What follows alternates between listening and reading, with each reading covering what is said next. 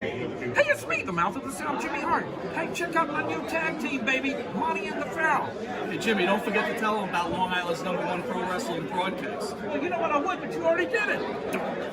It's Monty and the Pharaoh. The Monty and Pharaoh Show. Monty and Pharaoh, bro. Monty and the Pharaoh. The Monty and the Pharaoh. You've got the future Hall of Famer, that rocker, Marty Jannetty, MJ in the house, and I'm sitting here with two more future Hall of Famers, Monty and the Pharaoh. We're doing that stuff and we gonna rock it. Monty and the Pharaoh. It's Monty and the Pharaoh. Monty and the Pharaoh. Monty and the Pharaoh. Monty and the Pharaoh. Monty and the Pharaoh. And Monty and the Pharaoh. Oh, is it Monty and the Pharaoh? Monty and the Pharaoh. Monty and the Pharaoh.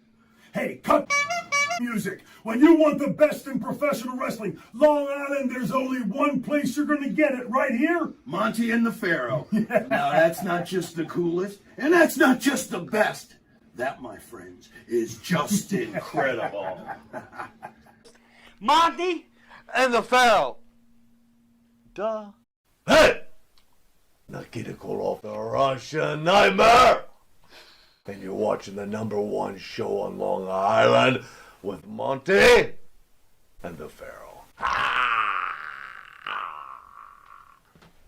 We're in Long. Not Long. Ronkonkoma, New York. So a lot of the Long Island cities. I like Long better. Long. Yeah.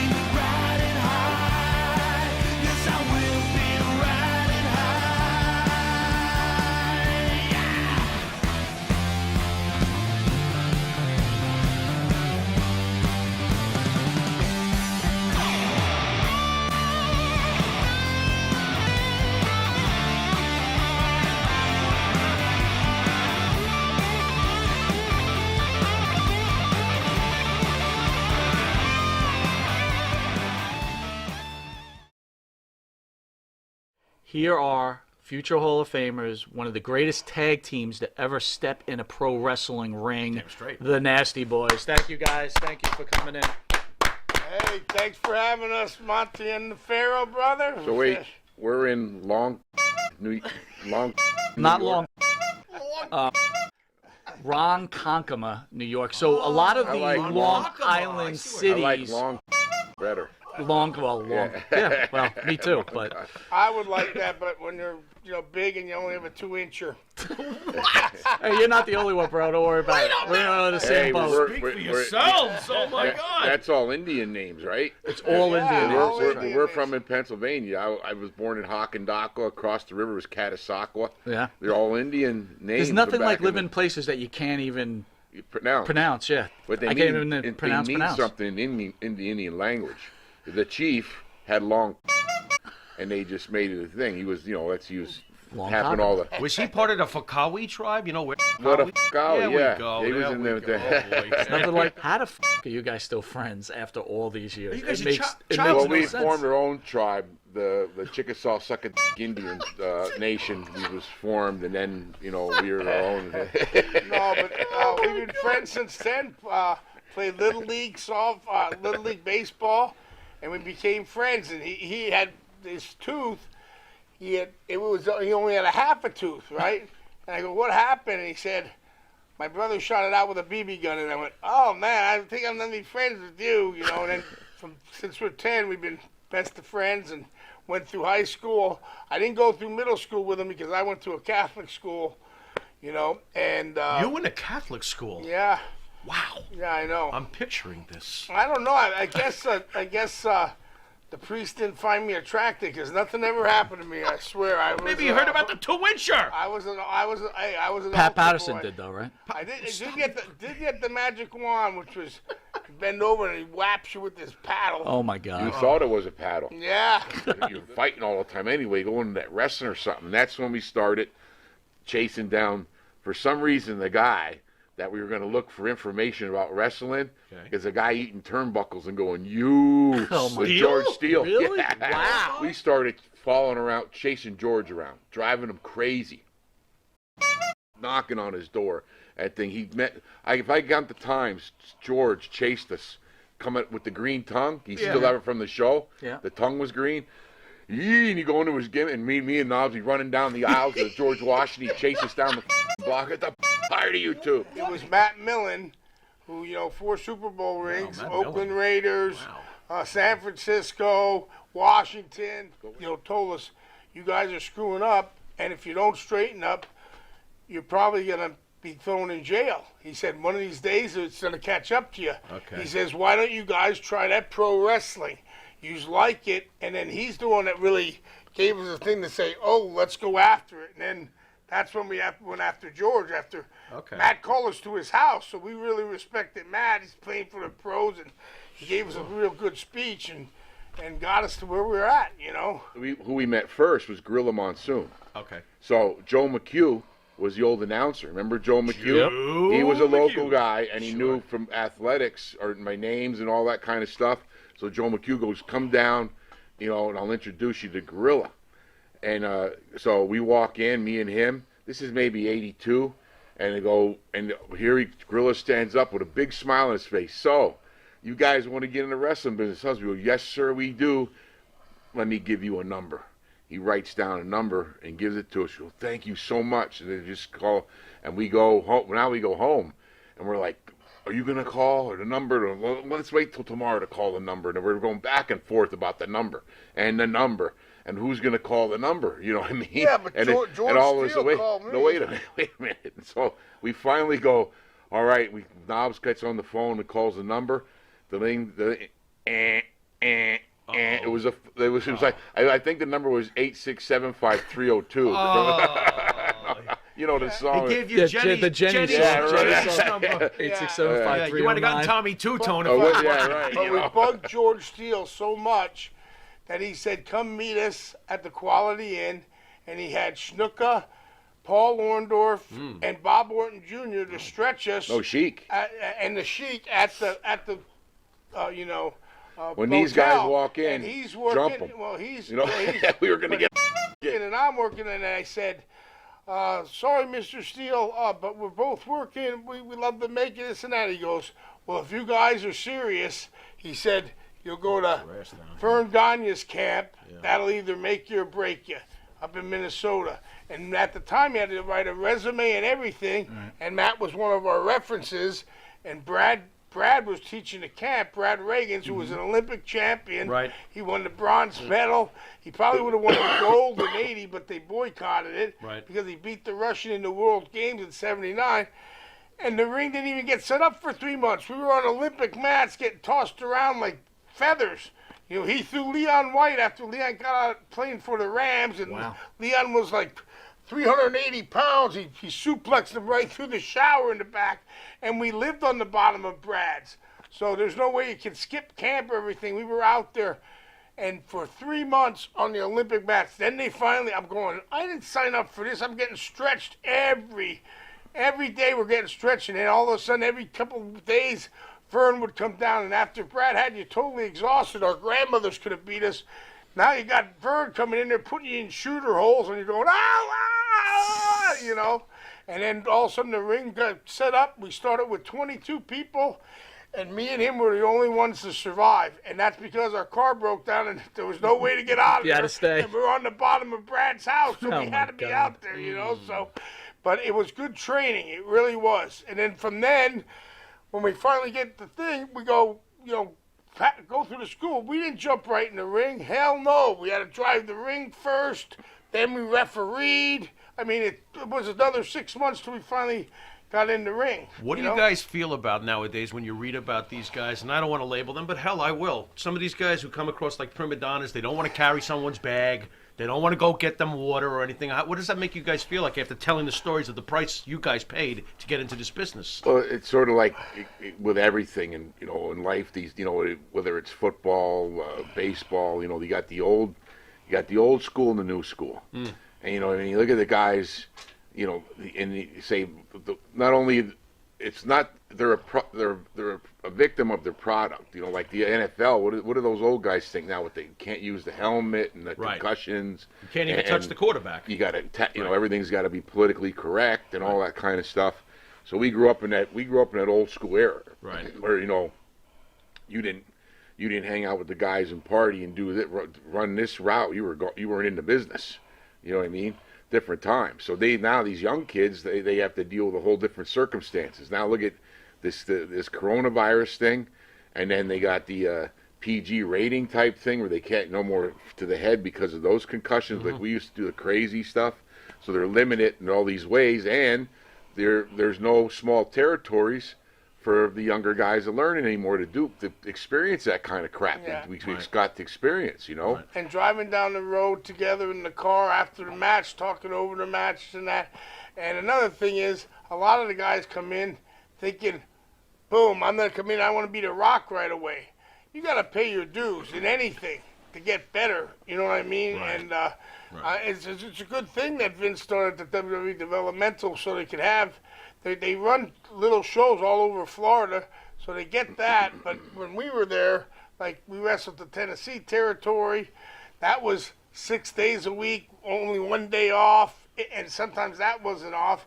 And then, Monday was always Memphis, Tuesday was always Louisville, and Wednesday was always Evansville, and Wednesday's payoff was always $50. So, but you learned, and you learned from good guys that knew what they were doing. For a while there, when Vince bought WCW, there was nowhere for nobody else to go. And if you didn't work with him, you didn't get, the pay you were getting, because you got paid. WCW was good. It was very professional. And they were the first ones that really started the contracts with the money you're getting. And if you get hurt, they still paid you. In Vince, if you didn't wrestle, you didn't get paid. And you signed a no-money contract. Back in the day, it was for no money. For opportunity, right? But he told us that we would make more than what we got offered, and we did by three times the amount when WCW first offered us a contract. But the match with the Steiners at Halloween Havoc, that's the match that got us to WWE, because Hulk called me and says, Vince McMahon wants to talk to you. And I was going, yeah, you're full of shit. No, seriously. And he asked us to come up, and, that was our goal. So speaking of that, how do you become friends with Hulk Hogan? How does that relationship even build? He was down in Florida, and, we used to own a restaurant back in the day with our buddy Matty. And Matty actually owned the restaurant. We just came in as, like partners. But both of you. Yeah, both of us. But the hook there was we were wrestling Florida Championship Wrestling. And we were. They remade it into a territory again, like from when Dusty was there, Mike Graham and Steve Kern. That's why we were in Florida. Kurt took us under his wing, and being with Kurt, and he was a great worker. But he was in there in the early '80s, and Fuji took him under his wing, so he got us into the ribbing. We got blamed for a lot of stuff Kurt did, but we were always with him. So, and the Rockers got blamed too, Marty and Sean. Once we got to a level where Brad started taking us to the matches out of the camp after we were on those mats for all that time and everything, and brutally tortured. We started going to the matches. Then we started having matches, but we had to drive the ring truck, referee, or do wrestle first match to every town. And I look back at it, and I've listened to the Sheik's story, and I never knew that here's Sheik, bodyguard to the Shaw, and an Olympic champion from Iran, and Vern has him refereeing and driving the ring truck. And then I just saw something from a while back, because I was on YouTube, but it was Larry the Axe, Kurt's dad, telling me, when Vern, I came in the Vern Gagne, but I refereed and drove the ring truck. I'm like, what? He did that too? I thought that was pretty awesome. So that was the old school, pay your dues, start from the bottom kid type thing. You know what I'm saying? Welcome back to Long Island's #1 pro wrestling broadcast, Monty and the Pharaoh, which is now called Anderson and the Pharaoh. Seen every Thursday, produced out of Indie Music TV in Ronkonkoma, New York. And we are back, Mike, with one half of the Nasty Boys. That's right. That's right. What? That's right. Mike's not Mike here. Is gone. Mike's not in the hat. Mike is not in the hat. The reinforcer has taken center stage. Who grabbed Shamrock's friends? What? That's all I want to know. Which one of you grabbed the Shamrock's friends? Nobody. Shamrock claims that Zags almost killed him, and that Knobs grabbed his friends. No. That's an old old story. Yeah. Pass. It Sick was a of talking about it. It was Jeez, just a bad. 1989. It was a bad experience, and it ended up bad, and I think we're all past it. But they got. I'm not sure Ken is. Our nice friends in our business keep, our buddies stir it up. Oh yeah, I Let's love watch- to do it. I remember in Queens, New York, approximately 4 or 5 years ago, there was an event at Citi Field called Legends of Wrestling that I happened to be a part of, and I just remember sitting in the locker room, and Bill Goldberg is giving a speech, and he says, "Guys, can you just imagine? Can you imagine this? This is a surreal moment. Knobs is running the event."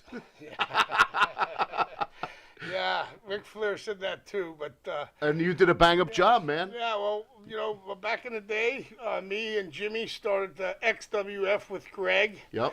the Hammer, and that was after they got rid of WCW, so there was not a group out there, and we only had the guys for 60-day contract, and we were trying to sell the tape and get it edited, and all the guys Vince got rid of, he started picking back off again. That's why I figured, when Jeff started his league, after us in the same place, Vince never went after him at once, but we had everybody. We had, our announcers were Tony Schiavone and Jerry the King Lawler. We had Bobby the Brain Heenan, the Road Warriors, Snook, everybody. Vince bought WCW. There was no other company. Gotcha. And I came up with this idea, and we got it back, and we shot at Universal or Disney. I think it was Universal Studios. Okay. And we at the time, Vince was getting rid of all the older guys, Mr. Perfect, everybody, and out of a job. And then Hulk called me up and said, "Hey, can I wrestle?" And we put him against Mr. Perfect. Bobby the Brain was Kurt's manager, and that job right there, and the fans were still behind him, and he still had the Hulkamania. And that next year, we shot it in November, WrestleMania 18, he wrestled The Rock, and Hulkamania went running wild again, back to the red and yellow, and what a great match he had with The Rock. What do you consider the greatest moment of your career? Is it WrestleMania 7 when you defeated the Hart Foundation at WrestleMania? Most definitely. Does it get any better than that? No. And Most what's your definitely. opinion, while I have you here, and while it may be common knowledge, I would just like to hear it from myself. What is your opinion on the man who basically gave you the biggest platform to perform off in your career, Vince McMahon? Where do you sit with Vince McMahon today? We sit good. He's a businessman, and now, since he took it public, he's a billionaire, and, it's like anybody working for the boss is always going to be the boss. So, you take the good with the bad, but, he was always good with us, and Shane's, he used to drive with us. He roomed with us for 3 months, and the last time he was in a room with us, he was close to home. I don't know if it was Hartford, Connecticut, and he called his dad and said, "Okay, Dad, I'm going to stay with the Nasty Boys tonight." And all of a sudden, you hear this, "Yeah, okay, yeah, Dad, okay, all right. Okay, I'll see you soon." And he hung up the phone and he said, "Dad won't let me stay with you guys no more." I said, "Why? What did we do?" What did we do? But we were, teaching him, because Vince made Shane do every aspect of the business. He swept, put up the ring, refereed. He did every aspect of learning the business, and on the business side too. Very good guy, one of our best friends, and we know Stephanie since she's been real small, and Triple H used to drive us with Lord Regal when we were in WCW, and when he was leaving up to WWE or that reminds me of something. He was going up to WWF or WWE. I don't know what it was called at the time. Me and Zach both said, "Hey, we're going to call Shawn for you," because Shawn Michaels is a good friend of ours. He roomed with us. He was our roommate on a couple different occasions growing up in the business. And we said, "Go look for Shawn," and he did. And then before you know it, the Clique was, born. When we won the belts in L.A. at that time with the Hart Foundation, greatest thing, you just mentioned to him first. But after we won it, because it had such heat, we did an interview with Marla Maples, which was Donald Trump's wife at the time. And Vince McMahon and Donald Trump are standing in front of us, and Vince goes, "Now nobody get off, you're celebrating stuff, but nobody touch Marla and stuff No like that. champagne on Marla. And that meant, to us, rip Marla apart. But I loved, Piper came in on it. I think the Mountie and Dino, we had champagne, and Marla got kissed, and Marla Maples got the champagne on her, it was spritzed all around. And I remember Vince, Regis, Alex Trebek was on there, Marla Maples, Willie Nelson sang God America Bless the Beautiful. Speaking of singing, do you guys remember who wrote your theme song by any chance? Jimmy. Jimmy Hart. Baby. Jimmy Hart, J.J. McGuire, and Jimmy Hart was our first manager. Jimmy was part of the Gentrys. Yeah, Jimmy told us, that's what drew me and Knobs to Sunset Strip. He told us about being in 1966 with the Yardbirds and the Doors and all the nonsense on the Sunset Strip. Can you imagine at that time? No. Jimmy was there. I'd like to. So Jimmy's always been into music and everything. And that McGuire is Jimmy's partner. They used to write songs. Yeah, I'll tell you, the Nasty Boys, I'm going to tell you what Jimmy Hart says. Jimmy Hart says one of the greatest times of his life of traveling with the Nasty Boys, and that picture of them in front of the Eiffel Tower in the long jackets is one of the greatest promo pictures ever taken in wrestling, period. I forgot about that. Yeah, you're right about that. That is a Jimmy good was shot. our best manager ever. He was our first manager that we ever had, and he took care of us up in the WWE or WWF at the time, and he had a stable of guys all the time. But Jimmy's the man. He still is. He's still a good friend of mine, and we know J.J. McGuire because they wrote a lot of tunes back in the day. Yep. For Vince. You also did Demolition's music, the Superfly music, and they did Road Warriors. Shawn Michaels. Ask him if he. Dogs and Sags are, their characters are one of the greatest. Their gimmick is they are the gimmick. They didn't need a gimmick because what they are is the gimmick. There was nothing like them. No, you can say that again. That WrestleMania one where it's all on there, it was a platinum seller. Did he produce that with Simon Cowell? Yeah, we went over, Hulk and Jimmy and myself went over to Simon's home mansion studio, and we met him, and Hulk did some overdubs on Leader of the Gang, a remake of the Gary Glitter song. And Simon Cowell was a big, famous producer at that time as well, but yeah, we did some stuff over there when we were in England promoting the Wrestling Boot Band. I didn't know that story until I saw A&E, the lifetime of Simon Cowell, and what was the show, American Idol. Mm-hmm. The money he made on that, huge, but he goes, and I was telling it was the lifetime story, he's telling a story going, yeah, well, I got my break in the business, I ran in, it was Jimmy Hart or Hulk at the something, and, then they made a meeting with me with Vince McMahon, I said, I'd like to do a WrestleMania album. And they go, well, okay, so Jimmy and these guys wrote the music, and we sang the songs, and all of us were on that album cover. And he goes, yeah, and who would believe that thing went, triple platinum overseas and stuff. And the second one was Nasty Sensation, and then we did Judy the Beauty. Oh, she's looking so right. Yeah. Good hearing from you, Good bro. talking to you, my friend. From you, JJ. Bye-bye. All right. That's funny. J.J. McGuire. J.J. McGuire, ladies and gentlemen. Composer of many He wrote great all that. songs. Him and Jimmy Hart were in cahoots. He wrote all that music, all that stuff. Now, me and the Nasty Boys go back a ways, too, right? We go back. Knobs and I been friends for a long time. I met you first, and I brought Sags up, but that's when Sag wasn't doing the stuff yet. But I met you through my brother-in-law, Greg the Hammer. Through Greg, and Were you guys at a mutual show where you were competing? Or? No, we actually won. Greg canceled that on something. Knobs came in, and me and Knobs and friends. Greg ever canceled? Since. Greg canceled. I can't Never. imagine that. What are you talking about? What was the signing thing everybody does? WrestleCon, right. So me and Knobs, I think Doug goes, hey, you guys want my table? So we went up and did it. Doug, he couldn't make because he was doing, I think, something Hall of Fame. Maybe that's when Hacksaw got in there. And who's writing back of us? We're signing, sitting here, is Greg, and he goes, hey, this is my buddy Drew. And I saw Drew around. He goes, hey, how you doing? Next thing here, me and Knobs are signing here. Crack!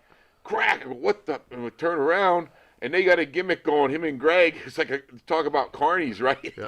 He's charging people the marks to chop them. And I'm chopping I'm like, dude, I said, you're going to... People were You're gonna break. How much a chop? $50. I don't know, but $50 a chop. Then he would chop them so hard. I go, you're gonna break one of these skinny guys' ribs. We did. I said, you're gonna be dead here and or they something. Were doing the figure four because Greg was and putting you him in hear the like a figure four. thump, boom, and then Now time goes by. Hey man, Drew's gonna get in trouble chopping these people. He's gonna crack somebody's ribs, and there's gonna be the cops will be or something. So next thing I hear, no, ow, ooh, and I turn around. I thought somebody was getting the chop again. Now it's hammers on the ground, and got the guy in the figure 4 under charge of it. And when you go into figure 4, it's a painful son of a hold you're in. When you're in pro wrestling, dude, just like baseball has theirs, football has theirs. Sure. It's a fraternity of brothers that we really look after and care for each other, and especially back coming to the 80s and 90s.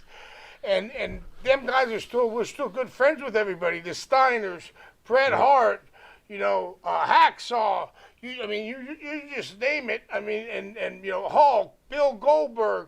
I mean, I still talk to everybody. And Booker T. I was just with The Godfather. We're doing a reality show, and it might be coming out next year called Tales from the Road, where we're going to go and talk to some of the legends about, instead of this dark side of the ring, always downing the business and this.